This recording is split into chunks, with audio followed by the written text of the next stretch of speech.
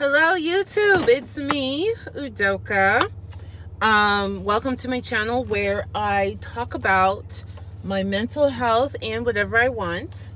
I'm gonna kind of be driving around as I speak because I need a new fan for my engine. So, since I don't have a fan for my engine, I just have to let the breeze blow. So today I want to talk about Rachel Hollis, and then I'll give an update at the end, like what's going on with my hair for those of you interested, maybe some mental health. But I am so excited that turn left, then turn left onto Town Square Drive. I don't know if you can hear my GPS, but she'll be instructing me. Rachel Hollis, if you don't know who she is, she's this motivational turn left speaker. She wrote the book Girl Wash Your Face, and she wrote a sequel. She has a couple of books. I didn't know anything about her. At the stop sign, I just knew that I was always seeing her book, Girl Wash Your Face. I was always seeing that book on the shelves at Walmart and Target. And I just thought it was like, you know, a relatable girl empowerment type thing. And then I started seeing more and more videos about how not cool she is. Back then, there were a lot of gripes people had about her. Like, I don't remember all the stuff, okay? Because I wasn't really following. But I did know that she was... in 2.6 miles, turn left onto West Spring Creek Parkway. She was giving, like, advice on how to have like a happy relationship, how to have a happy marriage. She's also one of those people who would post stuff like, choose to be happy, you know, that kind of BS. And if you don't know why that's BS, talk to somebody, find a friend or family member who's comfortable sharing with you what they do to support their mental health, and they'll explain to you why choose to be happy is stupid. But anyway, I started looking more at her marriage. This is before she was divorced, okay? And I was seeing how toxic her marriage was, and how a lot of her advice was coming from a place of, your husband is not a good husband. like you know when you hear somebody try to give advice and you can tell what kind of problems they have based on the advice they're giving, and then like on top of that, the advice they're giving is actually horrible advice, and like advice that's indicative of probably some abuse was going on. Am I gonna get demonetized for saying that word? Anyway, and I was like, girl, child. Anyways, and I started ignoring Rachel Hollis. But then, she got divorced. Okay. And I'm like, good. I'm glad you divorced your husband, because he really seemed, just watch any video of her interacting with her husband. He just really seemed to not like her, okay? That's a problem. That's a problem when a spouse, you can tell a spouse doesn't like their spouse. That's weird. So I was like, I'm glad they're divorced. Even though I think she was giving advice about how you should never divorce. But it's like, you just divorced. And then people started calling her out, like saying, hey, can you reconcile how you've been getting paid for marriage advice when you've been in a toxic relationship for years and now you're divorced, so obviously your advice doesn't work? And she would never address it, or she would in 1 mile, turn for trusting in her. Very Derek Jackson. Like, you know, when Derek Jackson was like, somebody just like got in front of me like super, like, I don't know the point. What is the point of cutting somebody off when there's so much space, so much room? Like, you enjoy feeling the thrill of, we might get hit. We might hit each other. Does that thrill people? Anyway, Derek Jackson, he was like, I don't know what I did to make people think that I can give women dating advice, but I just feel really sorry for all those women who actually trusted my judgment. Like that was Derek. Go past this light. Derek Jackson's. That was his apology. Rachel very much the same. Like, well, I'm not a marriage counselor. I'm not this. I'm not that. So like you're supposed to take my advice with a grain of salt. Trick. Like, I don't understand why well, maybe it's just a narcissistic thing, because a reasonable person can understand and comprehend that if you're writing books and giving advice on a topic and you're building a following in part based on that, people at the light, use the feel you should know what the hell you're talking about. They're putting trust in you, hence they're buying your book.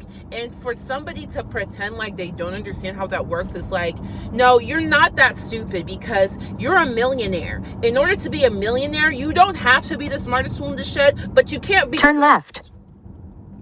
So you're manipulating right now. Granted, the best manipulators tend to make the most money.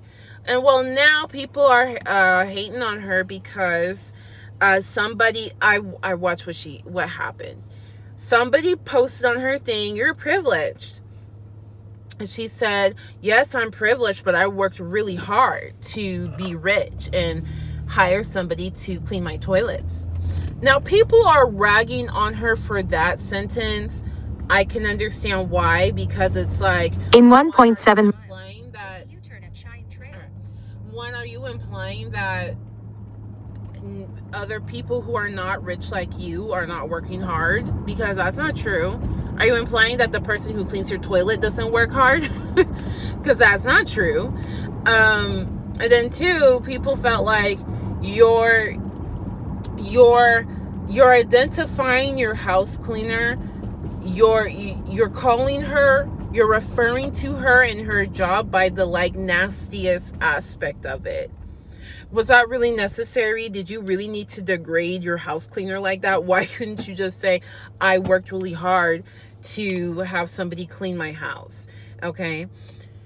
Now, so I understand why people are ragging on that sentence. And I'm sure Rachel Hollis is like, oh my gosh, people are so sensitive. I'm sure that is what's going through her mind. But I don't like when people behave that way. You can tell she behaves that way, because she does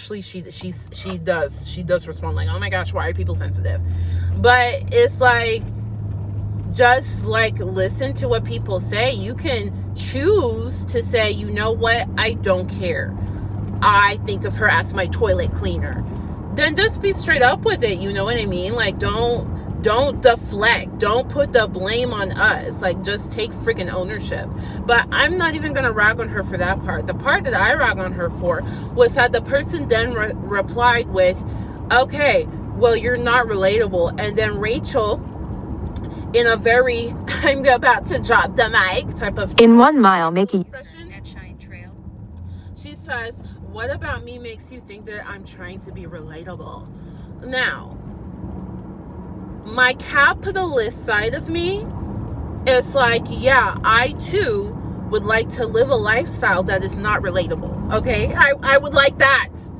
I would very much like that. In fact, that's what I'm working towards. I am working towards being somebody who is no longer relatable in the lifestyle department. Okay, so I understand that, but it would have been different if she just said, yes, my lifestyle is not relatable, and just left it at that.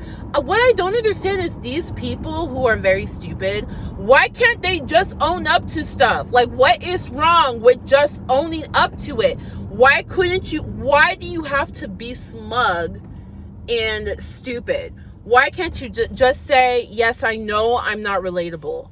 I'm a very rich woman. Buy my book to get like me. You know what I mean? Why do you have to try to be smug? Because when she says, what about me makes you think I'm trying to be relatable? It's like everything about your brand, stupid. Stay in the second Your lane. brand. The title of your book is called Girl Wash Your Face. The title was chosen specifically because it sounds relatable. People can relate. Use the left lane to... Yeah, I'm having a bad day. I need a pep talk. Let me at least wash my face. People can relate to that. Then inside your books, inside your advice, in your Instagram posts and things like that, you're constantly on your talks, especially because she was giving talks to MLMers. You have to be relatable. If part of your profession is to give motivational speeches to turn left. Women who work in the MLM industry, You've entered the parking. You have to share. I used to live like, and you know what? I'm still that girl, but you know what I mean? You have to be relatable, and your entire brand was built on being relatable. How a normal, average girl can have it all. That's your brand. So why do these people try to pretend like they're stupid? Why? Why would you say that? Why would you pretend that you don't understand how people could mistake you for trying to be relatable? Why? Because I know if I was in that position, I would so much rather people drag me for just being honest, okay? I would rather be like a Donald Trump than like Rachel Hollis. Donald Trump is like, yes, I make fun of people with cerebral palsy, and what? That I F's with the Donald Trump mentality, because you know you're getting the real thing, right? I'm talking about the mentality, okay? Because there's still plenty of times where he wasn't real. I'm just using him as an example. That mentality of, I am what I am, and what? If you don't like it, bye. You can leave if you don't like it, okay? I'm running things. Why can't Rachel say, yes, I'm running my brand. I'm a rich woman. I'm a very rich woman. I don't clean my own house. No, ma'am, I'm not relatable. And I like it that way. There's nothing wrong with that. And I personally would rather people drag me through the mud for, oh my God, she admits to being rich and she admits to being unrelatable. Oh my God, like, I just can't stand people like her. I personally would rather people do that, and we just know, okay, you're not my target audience. Bye. You don't like watching me do rich people things, then stop watching me. Bye. I would so much rather that than invite people to roast me by speaking out my behind. I don't know, why do these people who build their wealth off of playing on people's insecurities, why do they act this way? I don't understand. It's very annoying. Let me tell you about how I don't play with gurus anymore. When I was 13, I started listening to my first guru. His name was I think Dwayne Dyer. He's since passed away, but he was he was, and his teachings still are. He was like I don't know what you call it. Like those I'm spiritual but not religious type of things.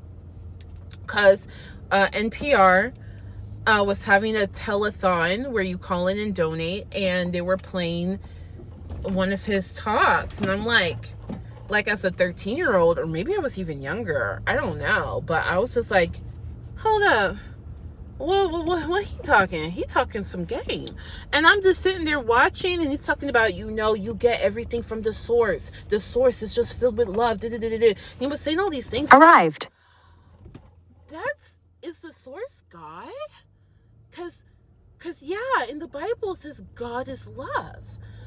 Okay, keep speaking, sir. Because I was raised Catholic, and I just never heard anybody talk about spirituality in such a, I don't know, in such a manner that like just feels applicable to life. Because I don't know, to me, being raised Christian, like, you can read me all the Bible stories you want. I just never could understand, how is this Bible story gonna help me live a life that takes me to heaven? Like, from the kid's perspective, I'm like, I don't break any of these commandments, okay? I definitely don't commit any of these mortal sins. So, like, what else? what else? Okay, the golden rule, got it. You know, treat others as I would like to be treated, because as I treat the least of us, that is how I'm treating Jesus Christ and my God. Got it. Anything else? Why am I coming to church every Sunday? Right? And as a Catholic, I'm like, oh, I'm coming to church every Sunday because I need to take Holy Communion. But then when I got into college, like, there were no Catholics. Okay, actually, I take that back. That was completely wrong. We had a whole Catholic center, but it was predominantly non-denominational Christians, or like people raised Baptists and people raised Methodists. And they told me, no, like, you don't have to take Holy Communion. So I'm like, so why do you go to church? I'm like, what's the point? What's the point of taking over an hour of your Sunday to read the Bible? You can read the Bible at home. Oh, okay, you want to hear that your particular pastor's interpretation of the Bible verses? Then can't he just record it and you watch it at home? Why do you need to get all just also back then I did not know I was depressed, okay? Like, the concept of people actually enjoying getting all dressed up and gathering together, that concept was like, well, why would that be something you want to do? But anyway, I digress. What am I getting at? What point am I getting at? So since the age of 13, I've been following gurus, okay? My next guru was Tony Robbins. And after Tony Robbins, Marie Forleo was my first modern guru. When I say modern, I mean internet guru, okay? Marie Forleo was my first internet guru. And these gurus really made me feel good. They made me feel good about myself, about my future. They made me feel like, hey, it's good that you don't fit in. Hey, you can be an entrepreneur. Hey, now that there's the internet, you can make a ton of money. Look at my story. Marie Forleo in particular, I watched her from nearly the beginning. And I watched her go from a one-woman show, doing life coaching and stuff. Then she doesn't have this video anymore, but she used to have a video where she breaks down, she's like, my company just hit $1 million in revenue, and she broke down where that money comes from. And I was like, oh my God, if she can do it, I can do it. Like, these gurus really made me feel good about myself and my future, because I just felt like, man, if I can't like suck it up and enjoy school and go to school forever to become a doctor or something, I'm not gonna win at life. So, okay, I'm talking a lot. It's 19 minutes into this video, but anyway, so I've been following gurus ever since. And after Marie Forleo, a whole new, these people have birthed all these internet gurus, and I paid a lot of money for all of it. I paid a lot of money for real estate gurus, for life coaching gurus, for this, for that. I've spent so much time and money. And so now I'm older. Those things gave me a lot of experience. And I've come to the conclusion that You don't need to be giving gurus more money. And you need to be very selective about who you look up to as a guru. Like right now, I really like Danny Johnson. I've really liked her. And I love Patrick Bet-David. But these people really had to prove themselves to me. They just had to prove themselves by giving value that was not like a regurgitation of something heard before. And especially Patrick Bet-David, I really like him because the advice he gives is genuinely his own, from his own experience. It's not a regurgitation of Jim Rohn or something, because even Tony Robbins is a regurgitation of Jim Rohn and some other people who came before him. So all of that to say is, I've spent a lot of time and money being disappointed by these gurus. So it's really hard for me to take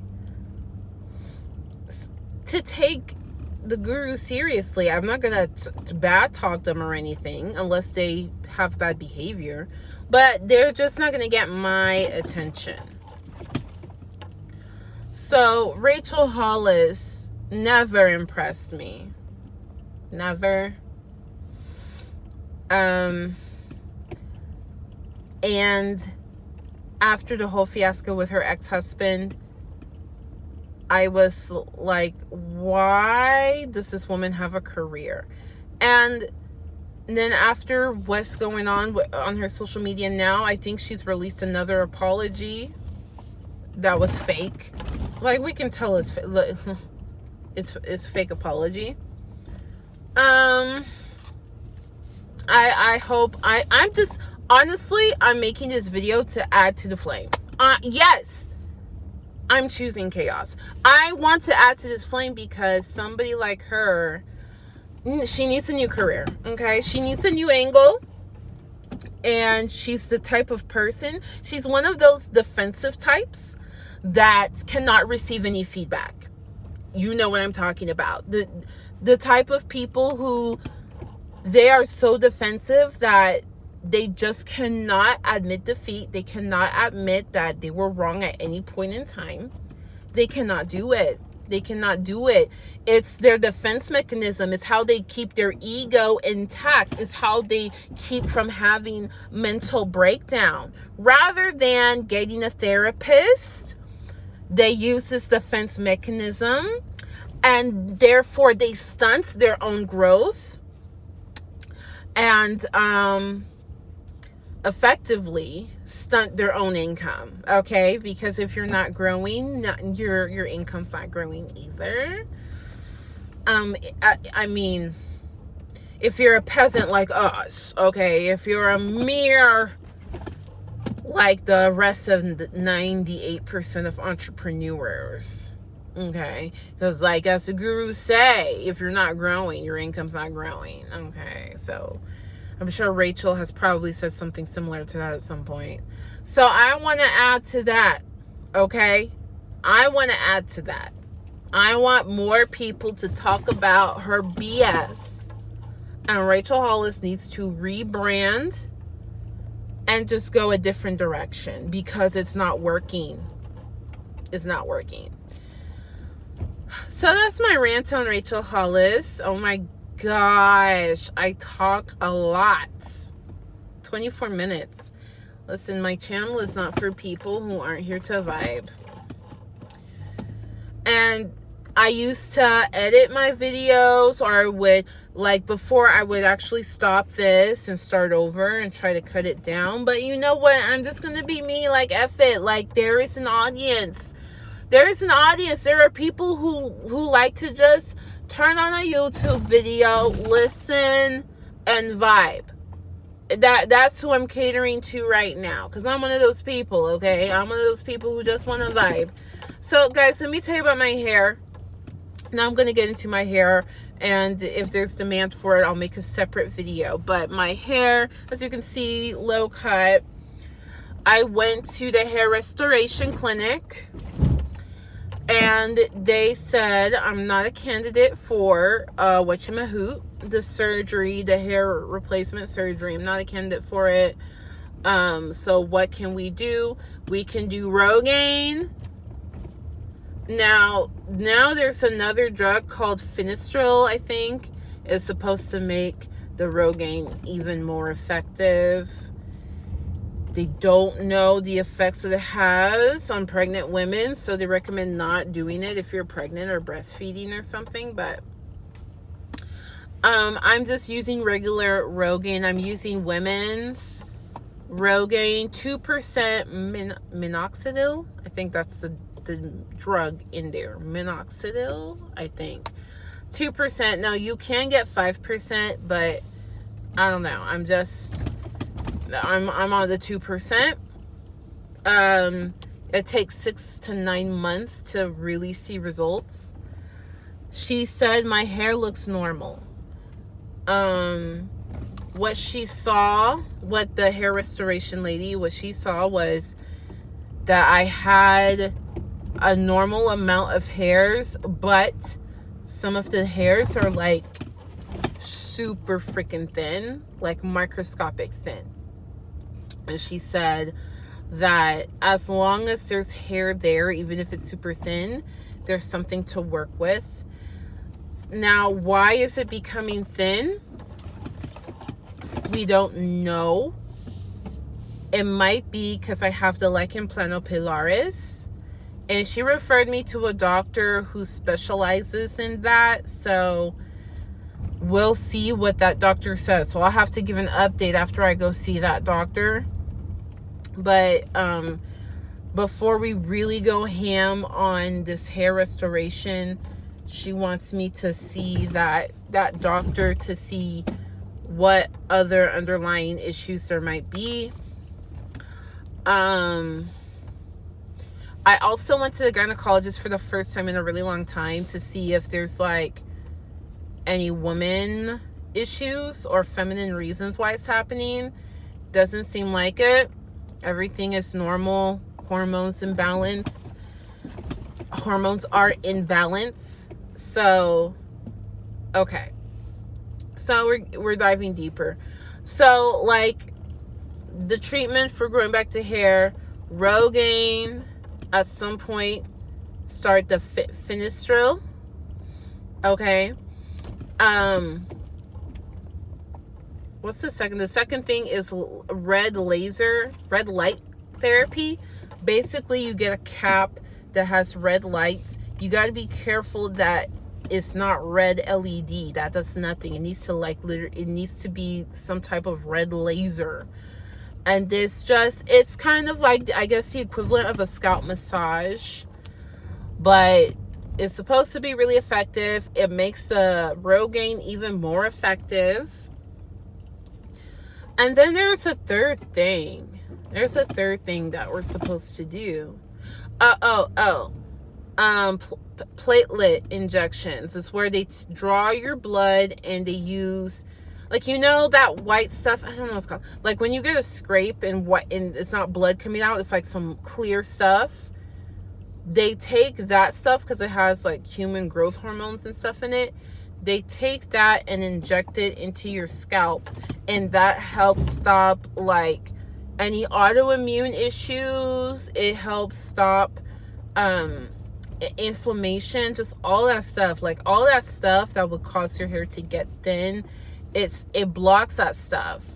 So I really want to do that. So those three in combination, you should see results after a year. You should see results if you're doing them consistently. So I really would like to do that because I would like to grow hair. I would like to grow hair while I'm still young. And I've been thinking about how my youth, like, there's only a few more years left, and I'm no longer young. Okay, there's only a few more years left. There's only a few more years left where I'll actually care, because as you age, you get to a certain point where you just don't give a damn anymore. There's only so many more years that I can viably have children without expensive intervention. Or even if I want to adopt, adopting is expensive too. Like, there's only a few more years to do the things while I still want to do them and care about them.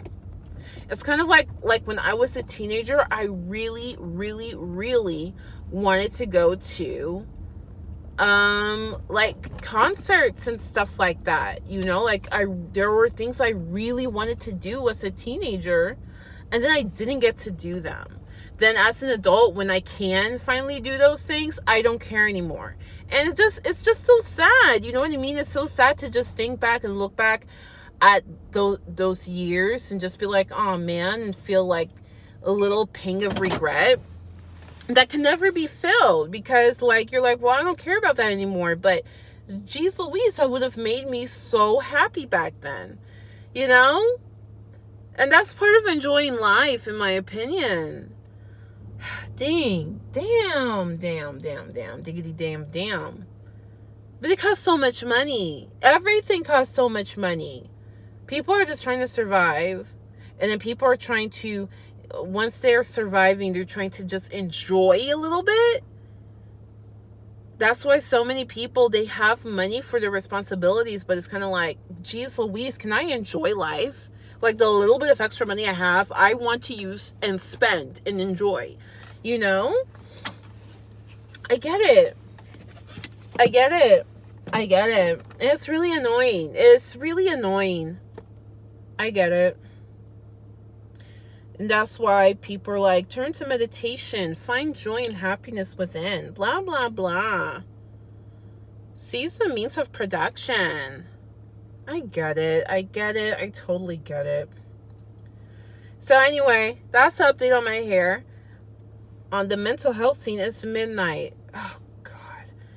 So on the mental health scene, I haven't been taking my ADHD medicine because it keeps me up at night, because I wake up really late.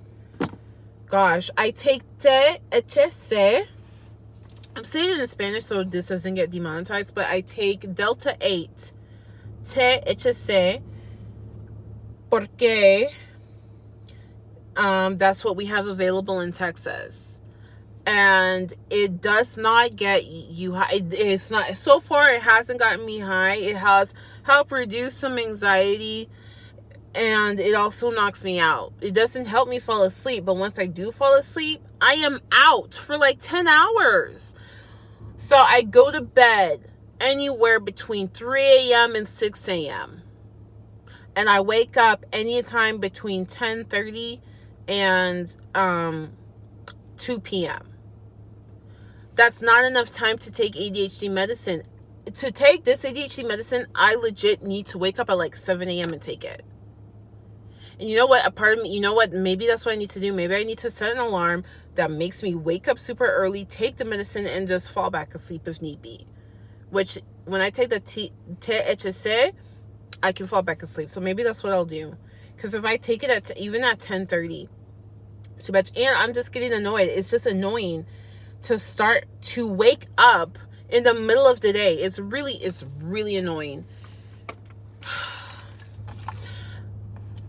The other thing is, I just noticed how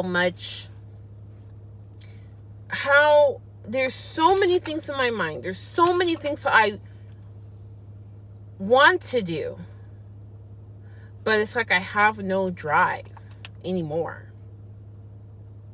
Like, my ambition is gone. My ambition has been sucked out of me. All that energy and ambition and hunger that I had when I was a teenager, it's like gone. And I know it's the depression. And this depression just, it feels like I can live life. I prefer not to go to social gatherings or anything, okay? But I can go. And I forced myself for 4 years. I forced myself. Every freaking day for 4 years, I forced myself. Every day was forced. Every day of my life was forced. I don't like living like that. Like, I don't like living a life where in the back of my head there's this feeling all the time of I would just rather do nothing. So I do my first ketamine. I do my first treatment. I think sometime this month I'll do my first treatment. I'm so excited. I'm so excited. The doctor also prescribed me a new antidepressant called Vibird. And it's $300 with insurance, $150 if you use their savings card. And it's like, no. Who has $150 to try out a medication in hopes that it works? I mean, geez Louise, dude. This mental health stuff is so annoying, dude.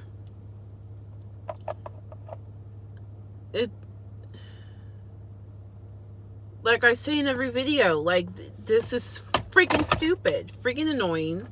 One day I'm gonna, you know what? Yeah, that's what I'm gonna do with my freaking life. That's what I'm gonna do. I'm gonna become an activist. I'm gonna become an activist. Maybe that's what I should do. Maybe that's my calling. I'm gonna be an activist. How do I become a lobbyist? How do I don't know. If I can't do anything, I would at least like to know that I'm doing my best to try to change things. I don't know. I just think it's absolutely ridiculous how high the barrier to adequate mental health care is. Because first of all, you have to know and acknowledge that you need help. And that is a very difficult first step. Most people who need help don't ever make that step. See Rachel Hollis. Prime example. I could just go on and on. This video is 40 minutes long. If you're still watching, God bless you. I'm done. Nails are done. I'm home. Thank you for watching and listening to this rant. If you want more, subscribe and leave a comment so that I know. Thank you. Thank you for watching. You're like a friend to me now. And until next time, much love, much luck. Peace out.